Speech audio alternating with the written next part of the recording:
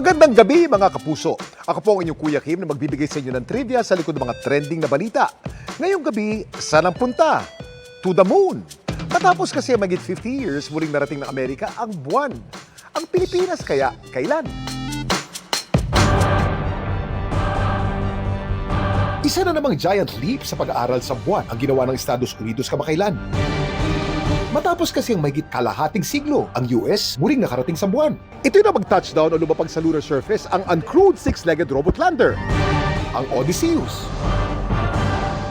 Ang Odysseus na ginawa at nilaunch ng Texas-based company na Intuitive Machines, ang pinakaunang commercial spacecraft na matagumpay na nakarating sa buwan. They want to prove that private companies are capable of doing it on a smaller budget. If it is via these private companies, then mas marami yung mission na mapapadala. Mas madali din yung science that we can do in the moon. Lumapag ito sa South Pole ng buwan. They are trying to look for ice. Kasi merong ice na malapit sa South Pole ng moon. They want to check if gaano siya karami, if may tubig. Pwede siyang gawing raw material for fuel that can launch rockets in the future. Pwede kasing gawing gateway yung moon in going to Mars.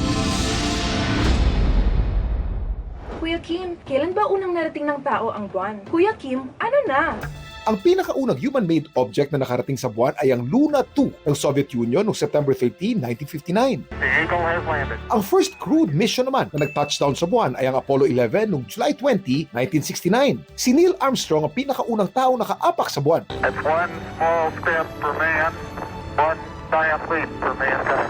Maliban sa Soviet Union at US, tanging China, India at Japan pa lamang ang mga bansang matagumpay na nakarating sa buwan. Ang Pilipinas may plano kayang magpadala ng mission sa buwan? Ngayon sa Pilipinas, wala pa. Although of course, we are not discounting na in the future is makakontribute tayo ng mission or payload possibly papunta sa buwan. Kaya din importante sa atin itong Intuitive Machines na milestone na to. It's one step closer to that platform na pwede tayong bumili tapos makakarating din tayo sa buwan. Kung sa Earth meron lang tayong isang buwan na pinag-aaralan, alam niyo ba kung ilan ang meron sa planetang may pinakamaraming buwan?